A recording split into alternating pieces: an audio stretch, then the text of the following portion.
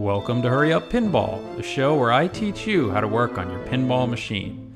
Today I will be walking you through how to fix the Ghostbusters Pinball Airball issue. So grab some tools and let's get going. If you own or have played a Ghostbusters pinball machine, you have seen the airballs. I installed an airball protector and had it in place for several months. It helped, but it did not eliminate the issue. On my YouTube page, a subscriber posted about some updated target brackets and that the target brackets had all but eliminated the airball issue. I ordered 3 brackets for the targets on the left and right side of the ramp along with the Slimer target.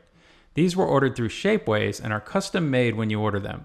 They are called the Stern Target Bracket version 2, 5 degree, 2mm, and range in price from $18.75 to $23.50 per bracket depending on what kind of metal you want them made out of. Here you can see the updated brackets on the left and the standard Stern brackets on the right. The updated brackets hold the targets at a 5 degree down angle as opposed to perpendicular with the playfield. The 5 degree down angle keeps the ball from rebounding up into the air. After having these brackets on Ghostbusters for about a month, I can say they work extremely well at eliminating airballs. If you are interested in ordering these brackets, I've included a link in the description. After unplugging your pinball machine, open the coin door, remove the lockdown bar, close the coin door, and remove the playfield glass. Now partially raise the playfield, rest it on the support brackets, and manually push the coil plunger to remove the pinballs from the machine. With the pinballs removed, completely raise the playfield. If you have a towel, it's a good idea to place it between the playfield and the back box to prevent scratches to the apron or the back box. On the bottom of the playfield, here is a look at the 3 brackets that we will be replacing.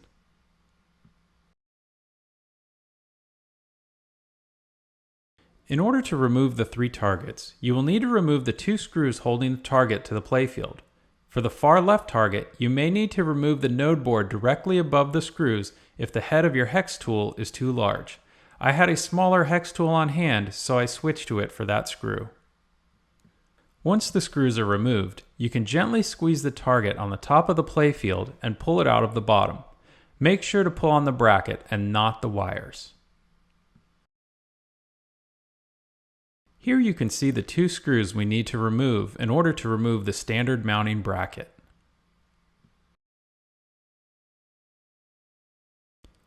Using the same hex driver, hold the bracket firmly and remove the 2 screws. Be sure to hold the target together.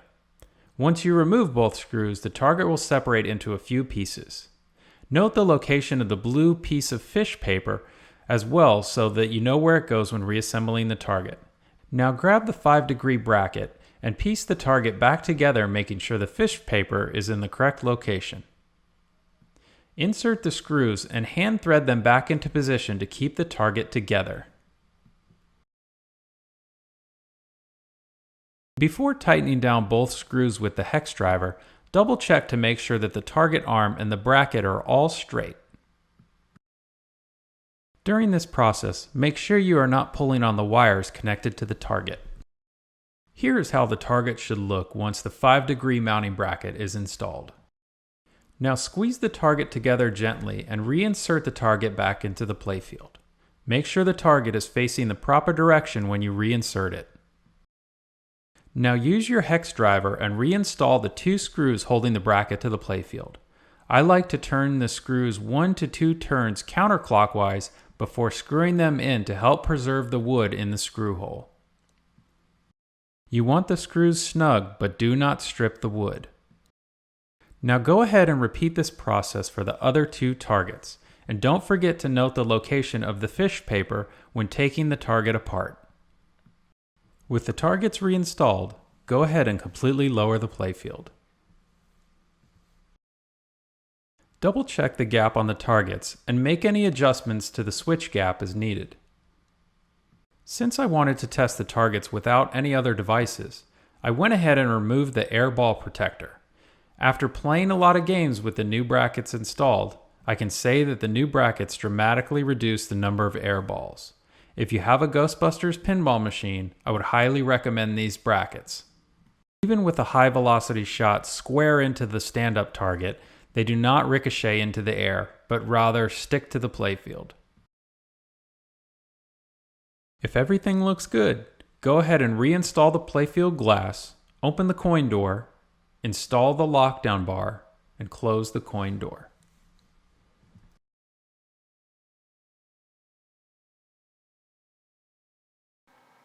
You shouldn't put the tools on the couch because someone might sit right there and not notice and poke a hole in the couch.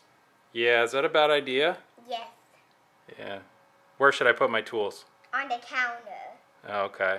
All right. From now on out, I'll put my tools on the counter. I'm sorry. You think she'll be mad if we get a hole in the couch? Yeah. Then we have to buy a whole new brand new couch. What if we blame it on the dogs? No. This is Craig with Hurry Up Pinball, and I wanted to say thank you for watching. If you enjoyed this video, show your support for Hurry Up Pinball and click the subscribe button. We can also be found on Facebook, Twitter, and Instagram under Hurry Up Pinball.